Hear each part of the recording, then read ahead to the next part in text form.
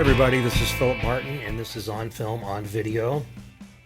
I have dug out my baseball uniform from 1995, so that's 27 years ago. Hey, look, it fits. It still fits. You know, it's good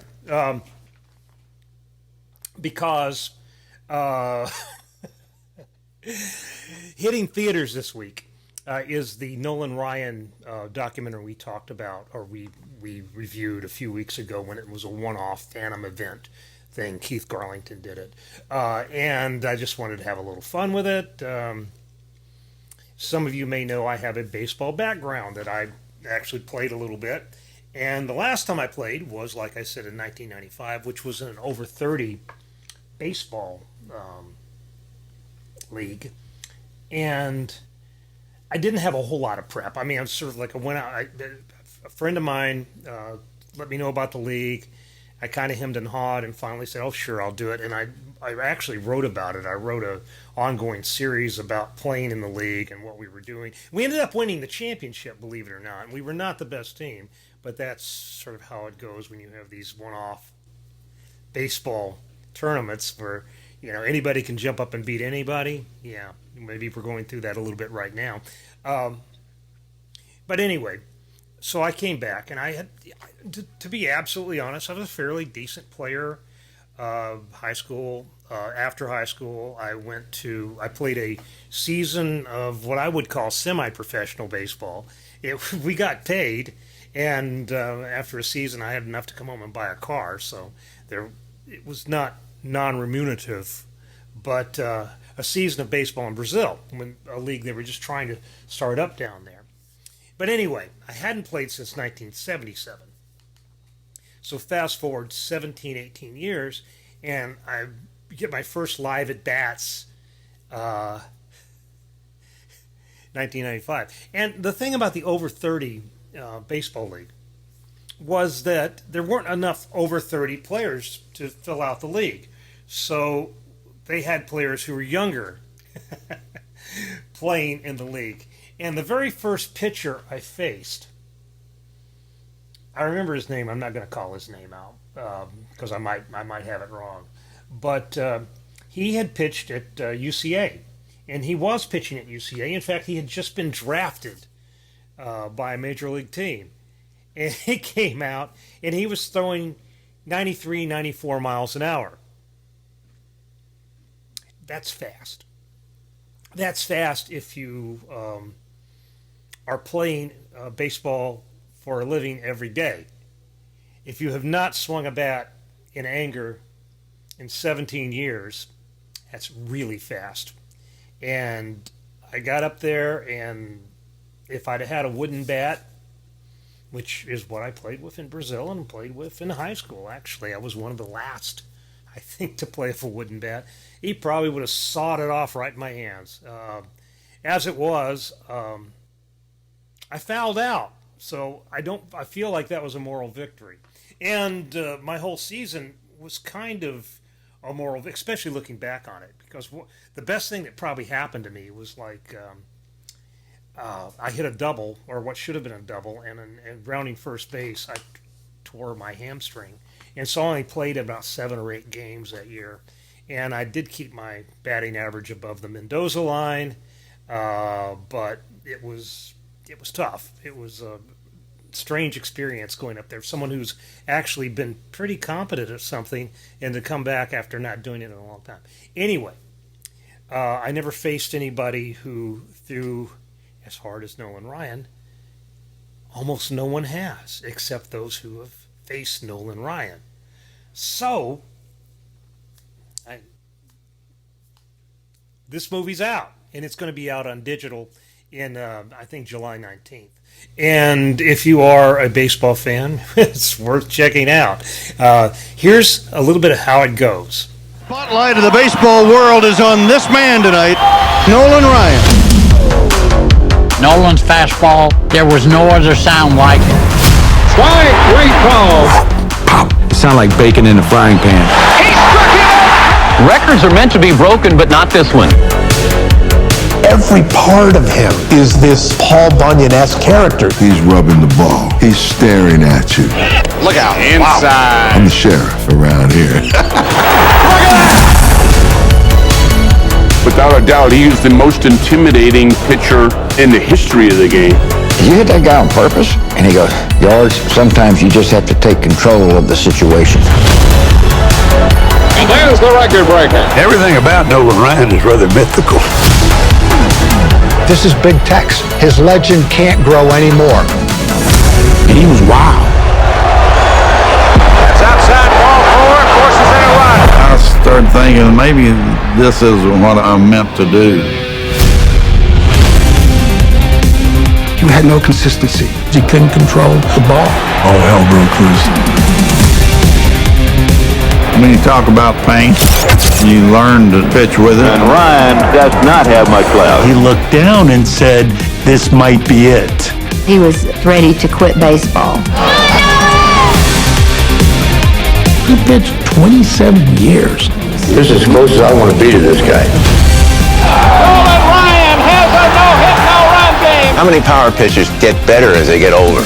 To have the support from my family, I can't tell you how much that means to me. The 7 no-hitters is never going to be broken. The man has more strikeouts than anybody will ever have in the history of the game. Nobody's ever going to break it. He just blew it by. I guess it was kind of like I was born to be a pitcher. Strike, great call. If things had gone a little bit smoother this week, we would have been at the Bentonville Film Festival. The problem we have is that I have a job, and the film festival basically runs during the week. And I've just gotten back from Tribeca. I couldn't very well take a week off and go up to Bentonville, even though I love Bentonville. We've made a bunch of trips to Bentonville now, and I wish that 12, 13 years ago we had gone ahead and snagged a little bit of real estate up there, because I'm sure that it's appreciated. Now, back then you could actually get something affordable pretty easily, pretty close to the square, and that would be nice. It would be nice to have a little place, little pied-à-terre in Bentonville, but we missed out on that. But we still go a lot. We go for Crystal Bridges, we go for the Momentary. I would go for the Bentonville Film Festival, except two things. Actually, one of the reasons we're not going is because they made it so available to us virtually. And there's the virtual festival. The actual festival ends Sunday, the 26th, or the in real life festival. The virtual festival goes on till July 3rd. So if you want to participate in that, and go to the website you can find. I would give you the address, but I might screw it up. It's in the new movies column. Go there and you can find out all the information about this stuff. It's probably BentonvilleFilmFestival.com, but don't hold me to that. Go there, check it out. It's a different kind of festival. Now, it's not like Tribeca. There's not going to be a whole, though I think a love song, the Dale Dickey film, is going to be there, and some other films, the Janes, that played at Tribeca, are going to be there. The main attraction, though, seems to be bringing films back, mainstream films, having kind of a family sort of atmosphere. They're going to show a lot of these films at the Momentary. It's going to be fun. It's not like Toronto. It's not like Tribeca. It's not like any other film festival. Now, to be fair, I have not been there for a number of years. I mean, we went to the first one, and if I'm going to be absolutely, of course, I'm going to be honest to you, I've got a record. I wrote about it, and we did not enjoy ourselves. There were some serious problems with both the access they were giving the press, and it did not feel great to us. Now, I think they've ironed those things out. They've been very generous to us in giving us, screeners and access to filmmakers and things like that. And we're going to try to attend some of these events virtually. We'll see how that works. I think the newspaper's probably doing a good job of covering it without me, so, we'll stay here and do our job this week. And we won't go up to Bentonville, even though we love to go to Bentonville. It's a nice trip, and next year, maybe. Next year. Why can't we move it a little bit away from Tribeca? And to be fair, Tribeca kind of pushed up against it this year. Tribeca should be in the spring, not in the summer. And then we should have Bentonville in the summer. That would work, okay?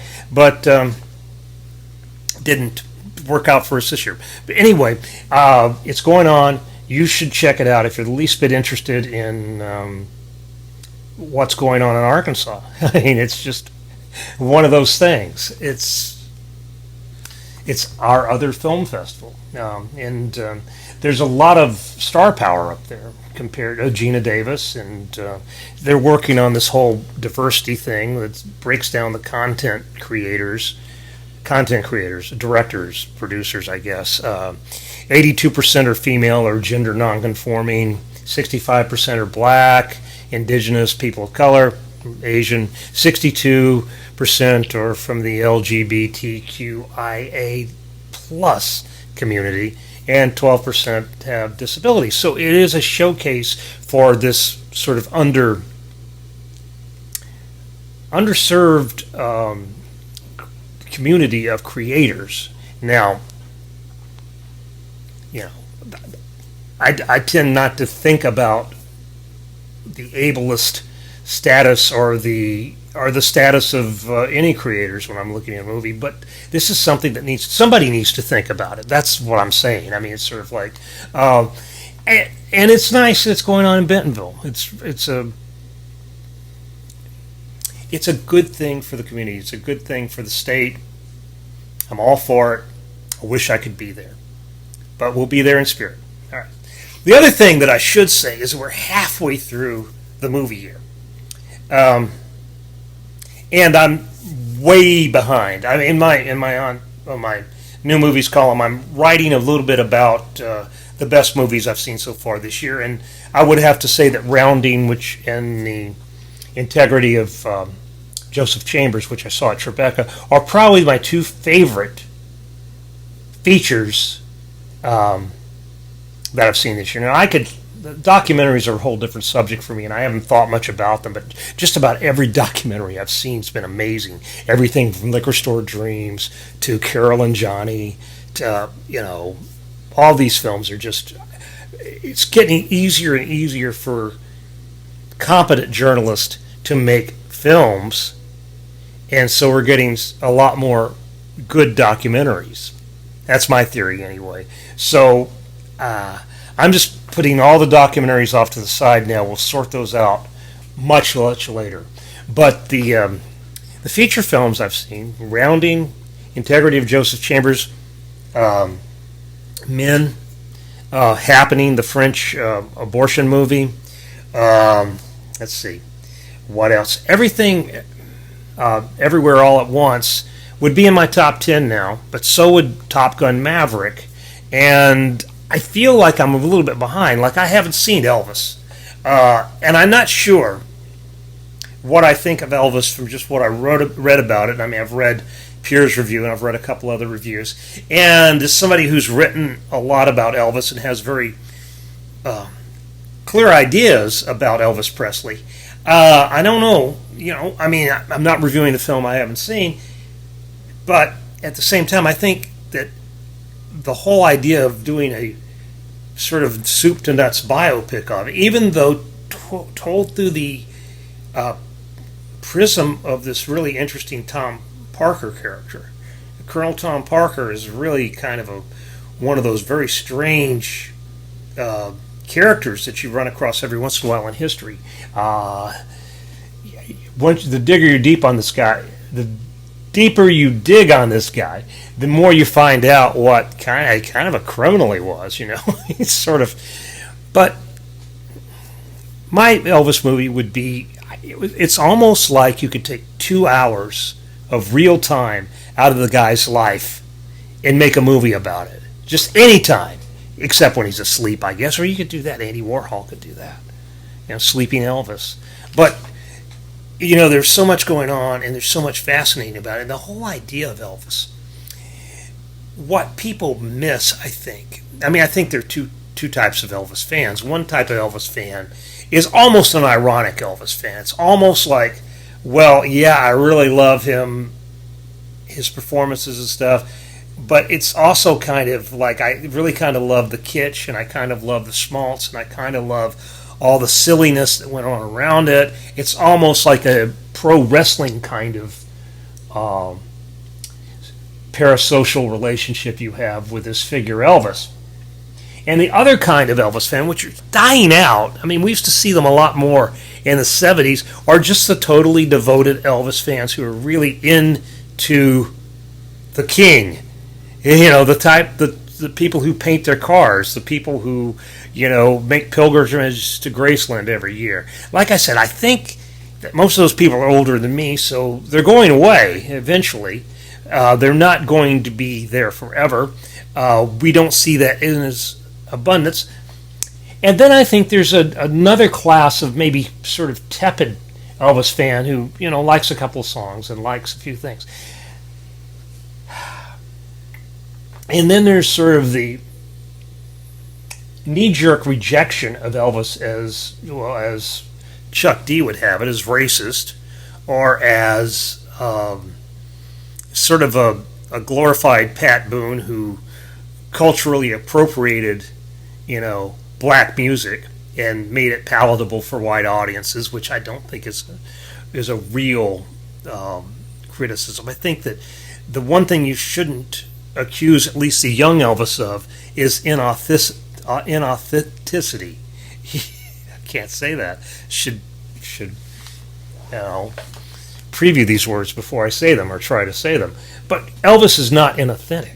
He really comes by this sort of aesthetic naturally. He's growing up in a black neighborhood.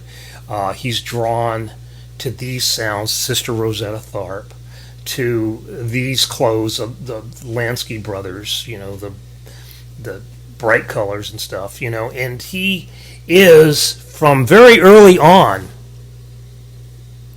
very serious about his music. That's another thing that is sort of like lost in the myth-making. I don't know what Baz Luhrmann's take on this is, but Elvis, from the time he was, certainly by the time he was in high school, he had his eye on a career as a musician. He thought that was his way out. And he was a veteran performer, basically, by the time he walked into Sam Phillips' Sun Records in August 1953, allegedly to make a record for Gladys's birthday. No, it wasn't that. He was there to audition. He was there to show those Sun Record folks what he had. And he knew he had something. And he was hoping that they would agree with him. He had performed, as a child on, the Tupelo Fair thing where he sang Old Shep. And then later, when he's a very young teenager or 12 years old, he's on the radio in Tupelo. Then they move to Memphis, and he hooks up with the Dorsey brothers and their mutual guitar teacher, who was just a couple of years older than them. And they're playing around, the projects they live in. They're sort of a loose collective, musical collective. Then he goes to Elsie Hume's High, and he's in this talents contest, and that transforms him from just this weird kind of dirty kid to this sort of high school celebrity. He brought his guitar with him every day when he was in 8th grade, and he would sit in the courtyard and play. He may have been shy. He may have had some stage fright. But he was not this naive performer. He knew what he wanted to do. And it took a while to get to it. It's almost, there's that first year, 1953, he goes by, and Sam Phillips comes back the next year and goes, hey, I've got this song that maybe it suits you, let's try it. And they're fooling around with it. They can't get it. Elvis can't master it because he bangs into his microphone. He But Sam Phillips is impressed enough to set up another recording date with him, and that's the one with Bill Black and Scotty Moore where they're fooling around on That's All Right Mama, and that's the take you hear. It's just sort of, that's the record. It's like them fooling around in the studio. Phillips sticks his head out the door and goes, "What are y'all doing?" "Well, we're just fooling around." "Keep doing it. Find a place to start. Roll tape. That's All Right Mama." And a couple days after they cut it in the studio, it finds its way onto Dewey Phillips's, radio station. He's playing it. It's sort of like the first year, I think Elvis made like $900 in 1953. That's his income tax return. The next year, 1954, which really from October on was the only time he was a professional musician. He quit Crown Electric that year. He made like $26,000, something around like that. The next year, he would make 10, almost 11 times that. And by 1958, he's making $1 million a year. He's just, he does get on a rocket ride here. I would, if I were making an Elvis movie, I wouldn't try.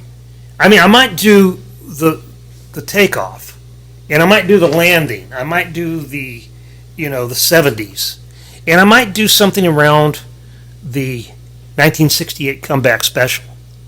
I certainly would have the scene in there where Elvis is living with his parents, and his record's coming out.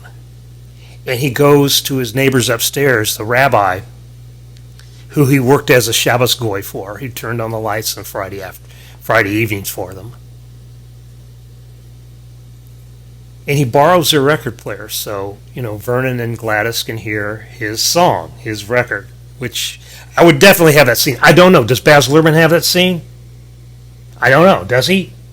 But anyway, that would be one of the scenes in mine. My theory of Elvis is that he was really a lot more savvy and a lot more intentional than a lot of people give him credit for. They talk about him like he's just some dumb hick who happened to catch this, happened to have this talent, happened to look like a movie star, happened to be, in the right place at the right time, and was a creation of A, Sam Phillips, and B, Tom Parker. Okay, fine. I would urge you to think about Elvis as a talent. He wasn't a creator as such. He wasn't a songwriter. But he was a really good natural musician. And this is another thing that gets glossed over, and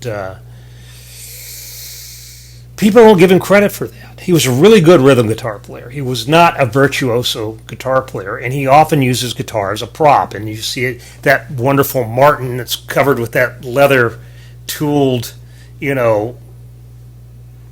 thing that kind of deadens the sound and just makes it into a thump box. So that's all he's really doing, is using it as a percussion instrument on stage. He was a very good piano player, though.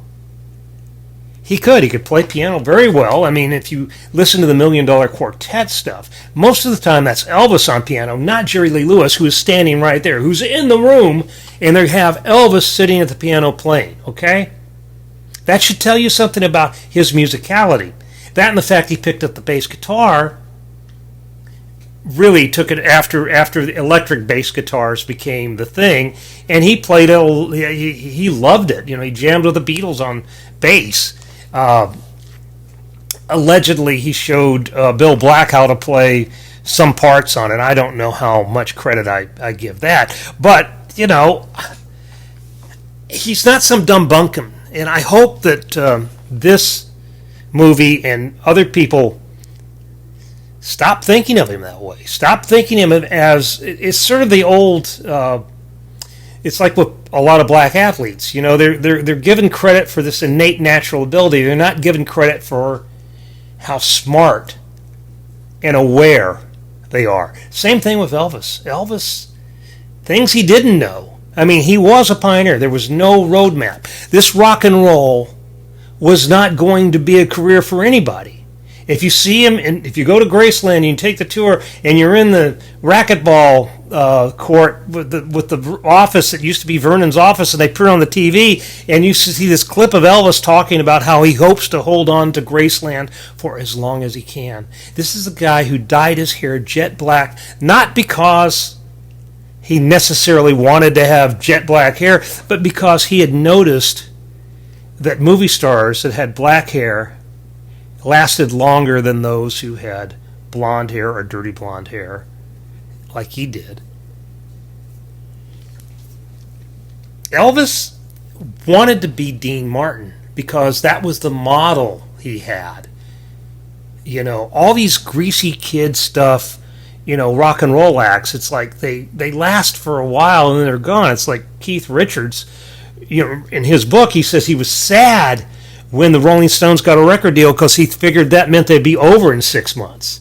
That was the end of the ride. They got the record, now it's going to go. You know, it's going to go away. That was the way it went. Nobody had long careers in this kind of pop music. If Elvis was going to remain in show business, he was going to have to evolve. And that's what he tried to do. And now there are, you know, things that you can say about him. I mean, it's sort of like he did not take agency. He did not command. He didn't have agency over his own career. He did not take charge of it. He let these men in suits, you know, tell him what to do. Chief of them, Colonel Tom Parker, who couldn't go overseas because he didn't have a passport, because if he had applied for a passport, that would have caused all kinds of problems for him. Elvis could have done better, but he didn't have a role model. You know, he wasn't inclined to write songs. He was inclined to interpret songs. He and Jackie Robinson really are kind of responsible for this thing that happens like mid-century, where black style, black aesthetic, jazz, if you will, sort of becomes one of the dominant genes of American culture. It's like Elvis is smuggling this stuff in, you know. And same thing. Chuck Berry did the same thing. Chuck Berry cynically sat down and says, there's this target market, I'm going to hit it. It's these white kids that have disposable income, you know, teenagers. Let's just invent teenagers. Elvis is part of that wave. And Elvis would have loved, and I think there is a scene in the movie where he talks about where he wanted to be an actor like James Dean, and I think he really did. And I don't think he's a terrible actor. I do think he is in terrible movies. Leon Russell met Elvis. And I never met Leon Russell, but I know him by reputation. And Leon Russell tells you the truth. Leon Russell went backstage to meet Elvis in Las Vegas at one of the shows. And he comes back there and he's introduced him and he's sort of starstruck. And he's, hello, Mr. Elvis. And, yeah, I'm Leon Russell, blah, blah, blah. And he said they were standing there kind of awkwardly, you know, as you do, in the presence of Elvis Presley. And he said, I had figured I had to say something, so he said, Elvis, how come you ended up in all those bad movies? Yeah. What Elvis said has not been recorded. I don't know. But, you know, I think Elvis probably knew those were bad movies. And I think Elvis probably wanted to be in better movies. But I also think that, you know, he did what he did with what he had. And that there's still a lot to be said about this guy. I mean, there's plenty of ways to approach him. But the way to not approach him is not to assume he's a bumpkin, and not to assume that he's just taking orders, because he ran those sessions. And he should have got producer credit on a lot of those records. He could. DJ Fontana said that he had a musical facility that was sort of like what we associate with like Paul McCartney or Prince, that Elvis could sit down with an instrument and fiddle around with it for a minute and then make some sort of competent, he could play it. It just wasn't what you did back then. You had session players play it. You wanted to give these guys work. In fact, Elvis often had 2 bass players working on his records because, well, that's somebody else who gets a paycheck. Anyway, maybe I will see the Elvis movie and I'll actually review it. I don't know. But that's my review of a movie I haven't seen, or my thoughts on Elvis Presley, my thoughts on Nolan Ryan, and my thoughts on the Bentonville Film Festival, and my old baseball uniform, which still fits. See you later. Bye.